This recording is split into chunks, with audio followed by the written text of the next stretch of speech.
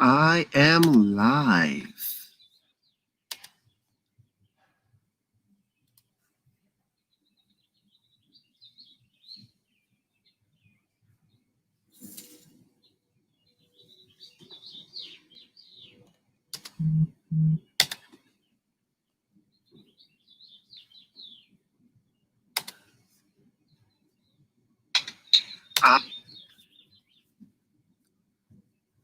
Alrighty. Howdy, howdy, howdy, everybody. Well, there's no everybody here yet. Let's see. So, gonna wait to see if any of my guests decide to show up. But the idea here is to have a conversation about what's going on today in the world. I titled this one, What People Are Whispering About. My focus today is let's talk about those conversations that we all have where, well, let me back up. So, in project management, there's this idea of stakeholder management.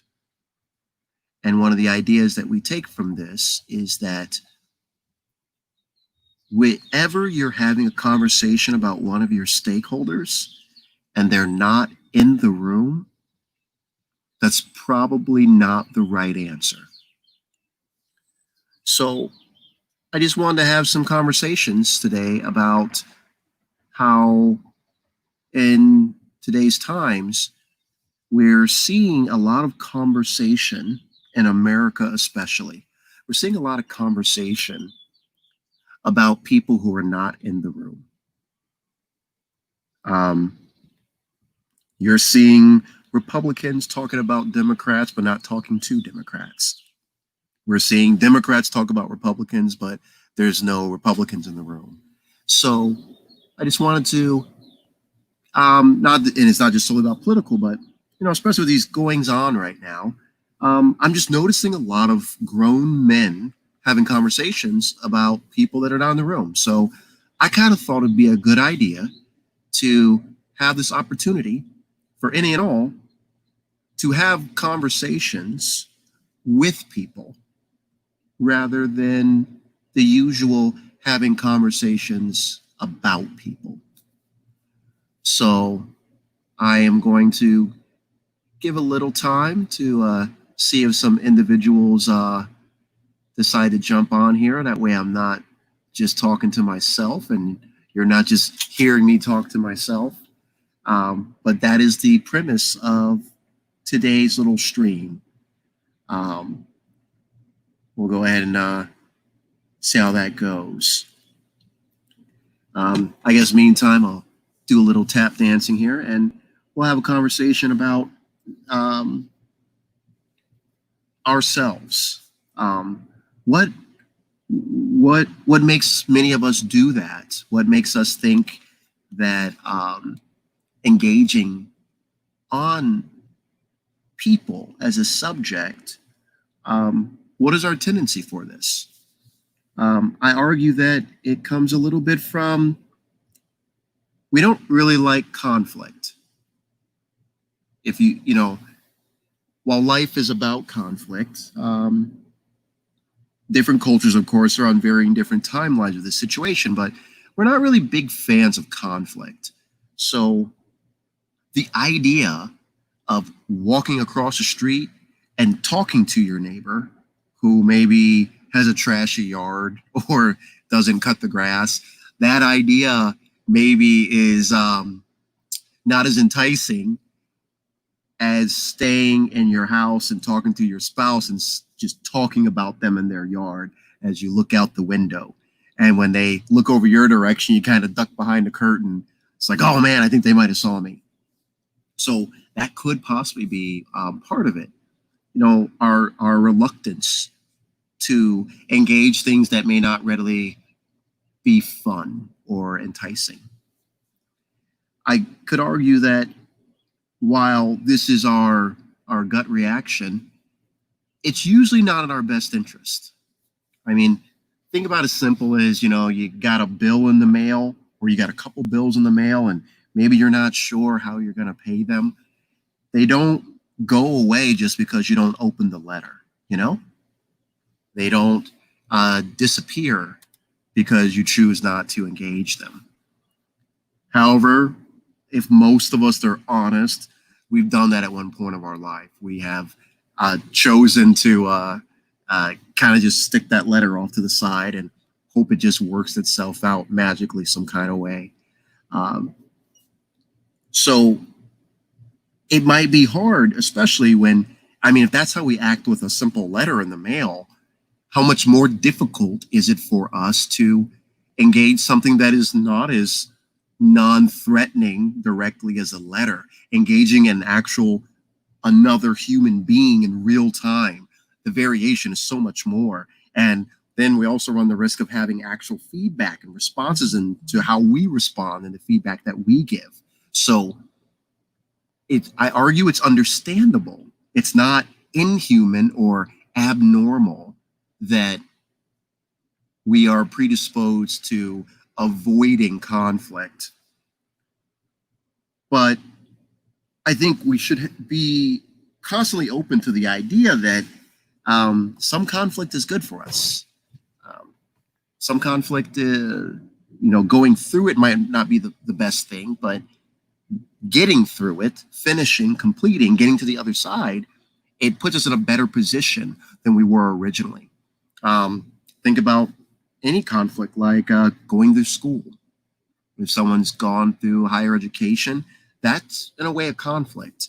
And while it's not enjoyable, it's not supposed to be 100% enjoyable going through school. That's something that once you're completing it, the idea is it's better on the other side. The idea is that it's better being on the other side than have never gone through. So I think there's a lot of room, there's a lot of potential for we, the people, to look at this moment here in America with everything that's going on, everything that's happening, and ask ourselves that question, have that conversation of, hey, what does it look like? What's the potential of engaging some of these conflicts with people head on instead of talking about them from the comfort of our home? Or in the case of digital media today, I argue what a lot of us are doing is talking about group A with group B. Birds of a feather flock together. Even those of us, including myself, who claim that we have a very diverse community, if you're truly honest about it, there will be some correlations and some patterns with the people you spend most of your time with that you guys choose to associate. It will be some kind of affinity group per se. So it's understandable, and we all do it, but I think we can push ourselves, to make sure that we're not being too comfortable in our lives. Because we had a saying in the military, comfort kills. If you think about being in a combat situation, choosing the comfortable route was usually not in your best interest. Walking down the street and taking the short route across the open field rather than taking the long route through the bushes probably is not the smartest thing to do in an active combat zone. Walking around during the day out in the open versus low crawling or versus moving at night. Moving at night is a lot more difficult. And your body, I forget how that word said, circadian clocks. You prefer to sleep at night and be awake during the day. So training yourself to deny these natural desires for comfort, it does take discipline, but it's for your overall health and longevity. And maybe that's the spirit of what we should be engaging with today. I sometimes call it courage, but honestly, I find it's really discipline most of the time. Do you have the discipline that when you find yourself talking about a group of people or a person and they're not in the room, do you have that discipline of saying, hey, I'm going to go engage this? So let's see here. I'll try again. The gentleman that was going to help me have this conversation. Um,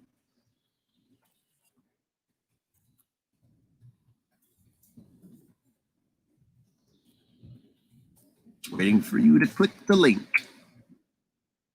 Try to write him on his page in case he's not seeing his messenger.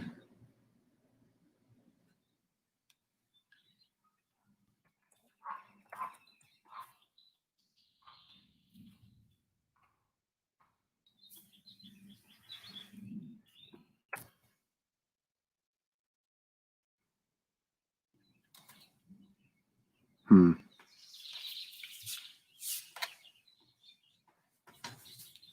Try this route here.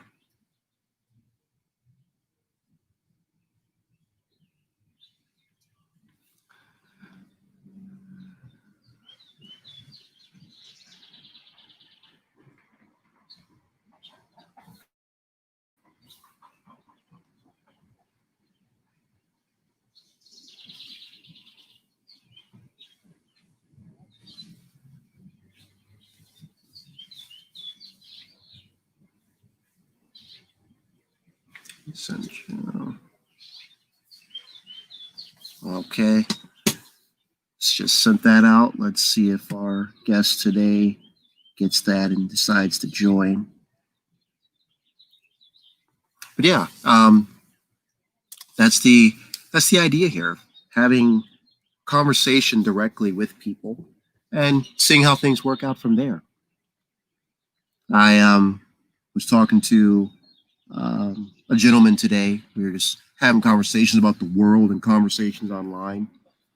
And, you know, we're both Christians. We go to church. So we kind of went down this rabbit hole with our conversation where we began talking about how historically throughout this nation's history, previous generations of the church, they did not stand up and engage topics. And because they didn't engage topics, here we are dealing with them today. The reason why we're talking about Confederate statues today in 2020 is because when the majority of these were put up around 1920s, when the NAACP was founded, and following the civil rights movement, this is where the majority of the, I believe, 1,700 Confederate statues were put up in America. The reason why we're dealing with it today is because the generations of the 1970s and the 1980s and the 1990s and the aughts, they didn't handle these situations. I'm 38 years old right now, and the majority of the people that I observe when I look at these videos of people out in the streets, these are people, I mean, of course, I'm seeing people older than me and people my age, but a large bulk of the people that I see out in the streets saying, hey, this is not the world we want. This is not the nation we want. I'm observing people younger than me. I'm observing a younger generation, even than mine, who's saying, yeah, we're not, this is not what we want, and we don't want to pass this on to our children. So it's for that reason I'm very excited to see what's happening these days.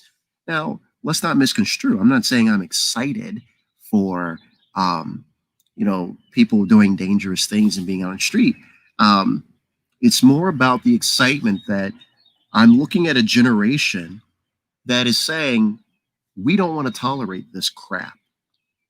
So in response to that, it's just kind of interesting watching the back and forth of older generations critiquing and engaging these younger generations about what's appropriate.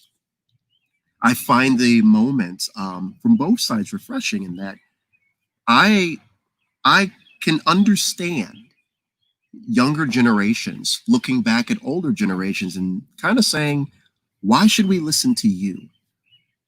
You were the ones who stood idle while these Confederate statues went up in the 60s and the 70s. I was watching the other day how there's a golden bust of Nathan Bedford Forrest in the Capitol in Tennessee. It was put in 1970. So when people say it's history, why did that history go up in 1970? More importantly, Why do people not talk about that history going up in 1970? If you notice a lot of the conversation right now, it's about, oh, they're tearing down history. But why don't we talk about the fact that they were put in 1970, 2 years after Martin Luther King got shot? What would be the reasoning for doing a golden bust and of Nathan Bedford Forrest and the state that Martin Luther King was killed? What would be the motivation behind that?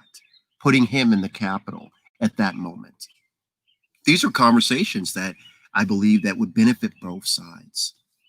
Here in Wisconsin, there was a statue of a gentleman. I don't even know his name right now, even though I've been seeing conversation about him most today, of a man who actually saved a slave. He started the Wisconsin prison system, and he had his statue is at the Capitol in Madison, and so I guess some people either vandalized it or tore it down. So you've been seeing a lot of conversation today about people saying, like, see, it's not about, good or bad. It's about the people just tearing down any statue. You're seeing a narrative that they're just trying to erase history. So one question I've been asking myself and asking a lot of these people saying that narrative, I've been asking them rather directly. What did you know about this man before the statue was coming down? Now, a couple have been pretty honest and said, no, had no clue about that statue. Now, why did I ask that? I asked that because when someone says they care about something, I want to know how much. So when someone says, oh, you shouldn't be tearing down history, history is important. I want to know, how much do you think history is important? Do you think it's important that people know that the Confederate statues were put up following the Civil Rights Movement, the good majority of them, and the other majority was put up once NAACP was founded? Do you believe it's important that people know that history? Now, what I find is most people don't through action. Now, what do I mean when I say that? I mean that they won't prevent me from telling you. They're not going to jump across the room and go, no, and try to block and cover my mouth. But they're not going to share the history. Even at first, they wouldn't know. But even if I have shared it, you don't see that person saying, wow, I didn't know that. I'm going to tell all my friends. So when someone says, I care about history or history matters, and you share them pertinent history and they don't respond, I argue that is a telltale sign of the fact that it's not really about history per se or preserving history. It is about preserving something. But I will tell you, I spend a good part of my day every day asking these people, well, and I ask them that directly. What is it exactly that you're preserving? So if someone says it's about heritage, I say, okay, heritage. What heritage? Confederacy. It's about the Confederate heritage. Confederacy was 5 years it was just 5 years. What heritage was created inside 5 years? What about those 5 years? And very often, they've never heard it spoken that way. And I ask them that. That's how I know.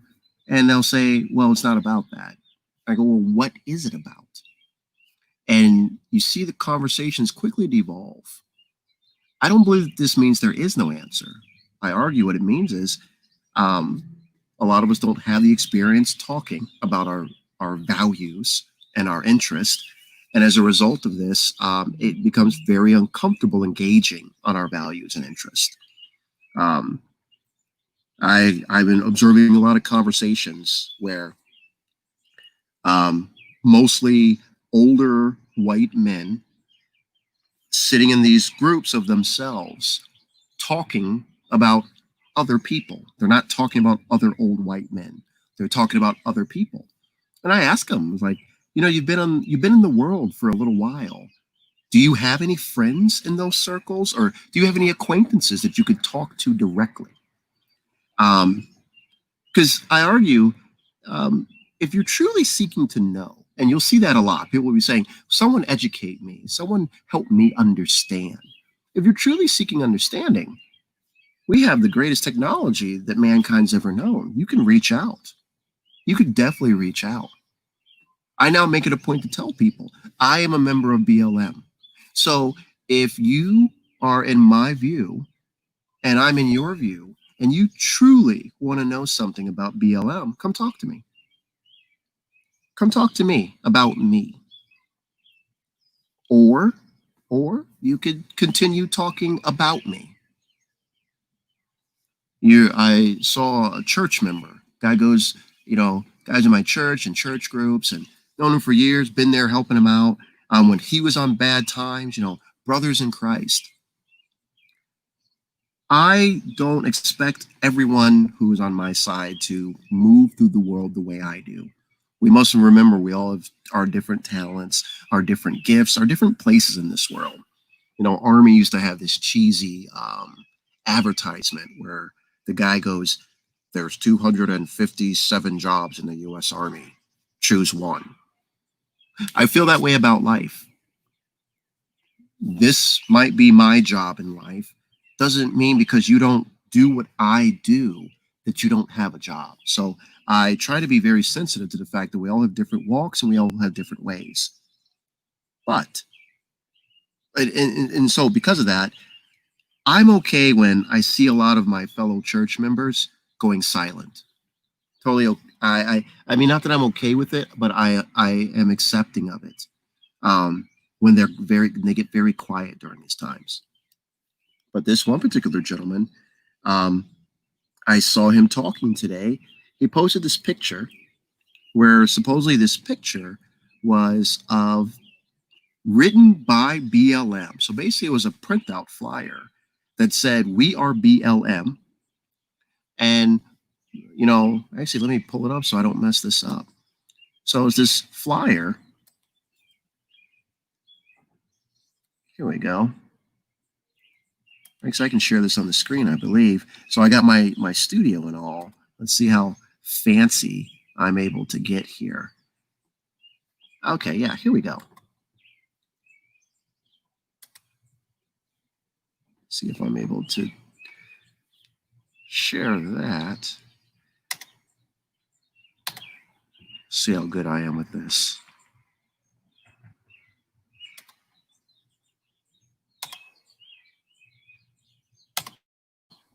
This is my first time sharing my screen. Okay, cool. So yeah, so I see this here. And it goes, so as you can see, it says Black Lives Matter. Is it showing? Yeah, so it says there in the screen, Black Lives Matter. So allegedly Black Lives Matter wrote this. And it says, attention, in capital letters, white men, women, and children. You are the enemy. We will not stop until there are more white homicides than black.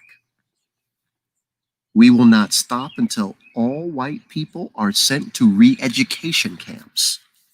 We will not stop until white people pay extra taxes to support black individuals. We will not stop until black power runs all government. We will not allow any white person to date another race. We support no white-owned business. Hate is okay if directed at white families. So the idea is supposedly Black Lives Matter wrote this up and sent this out to people in town. So the original poster is a lady named Sandy Love. And I was very surprised to see that members of my church are sharing this. Like, oh, is this true? Totally not cool. So let's talk about this. I'm a member of BLM. Do we think that people like me, or even the BLM in general, why would we make this? I mean, let's look at, again, at the top of, he says, the below, I believe, is not representative of the true thing. I find this interesting because I'm pretty sure this has been edited. But this is being shared and people are talking about it as if Black Lives Matter actually did this. So I ask, why would someone do this? I mean, what would be the necessary reasoning for doing such a thing? And I think these are good conversations to have. What why would someone like me say those types of things? Why would I support an organization that supports those type of things? You know, there's people who try to take the worst things that the worst priest has done in the church and say that that man represents the church. I argue that this is no different than someone who shares that letter and says that that letter represents. Even sharing it, why are you sharing it? Because you know, this gentleman here I was engaging, and he's trying to say, "Oh no, I'm on the right side." He changed the wording, but the reality is, why are you sharing it? Why would you share the hate? Why would you, you know, you know? I'm watching people talk on his thread, and they're like, "Yeah, this is BLM," and he's not correcting them. So even if he's saying that, "Oh, this is about how people are," that's clearly not the case. Because when people are saying it, they're not being corrected. Now, again, what I said earlier, what you find a lot on these conversations is the subject people are not in the room. Now, when I confront these people and say, hey, we can get everyone in the room, let's have a grown up conversation, it's always yes, yes, yes, let's do it. But when you bring other people into the room, the demeanor changes. I was watching a video the other day. It was a cop. He's got like an Instagram page, the real deal Axel or something. And basically he's a police officer, a buff guy, black guy. And he basically put out a challenge. He put out a challenge basically to the world saying, you know, everyone's always talking about how cops, you know, hide behind their badge. He goes, come to the gym. You sign a waiver, I'll sign a waiver. Let's get it in. Well, turns out his Instagram started blowing up with people saying, turn on your location, I will meet you in the gym. He then goes on Instagram saying, oh, well, no, it's not about that. We're not going to do that. Stop writing me. Actually, one of the fighters that Mayweather represents said, I will definitely fight you. And I saw a guy make a comment where he's like, you know, this guy put out that challenge. But once people said, we accept, I never saw this saying before. He said that guy went from talking tough to using his 5'7" voice. And so no offense to any guy 5'7" or shorter. I never heard the saying, but I did find it a little funny. But it was indicative of what you're seeing today, where again, grown men are saying, I'm not afraid of a conversation. It's these liberal kids out there. I'm not afraid. And you say, okay, great, let's talk. I have this link here tonight. I've sent it out privately to people. I have put it on my page. I argue that if you have people like me talking to you, claiming that we're ready to engage and talk to anybody at any time, we shouldn't have an issue with engaging you in real time. You know, we shouldn't have that issue at all. So I guess, you know, we were supposed to get started about 40 minutes ago.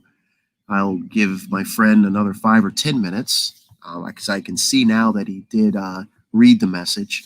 And then after that, I guess this is another time where I'm here alone in the gym.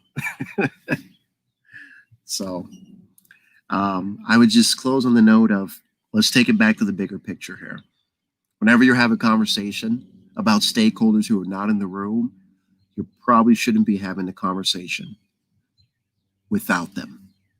You probably should be taking a pause. You probably should be saying, hey, let's get them into this conversation. Let's give them an opportunity to represent themselves while we're speaking. So that way we're not just speaking to ourselves and having our own voice bounce off the walls. Let's actually hold ourselves to that level of accountability and that level of discipline. Because if we don't not only just hurt the other people, I argue we hurt ourselves too. Ultimately, we all win the more of us that are connected. Now, notice I didn't say we're all connected. I think the honest reality of things is we are not all going to be connected. The goal here is for as many of us to be connected as possible. I argue that's really what we want.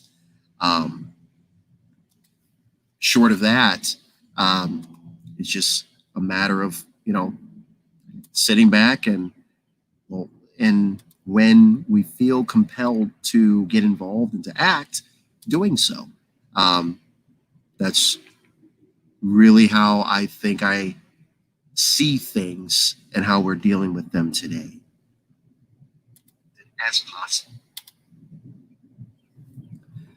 So, yeah, I guess my friend is not gonna show. No big deal.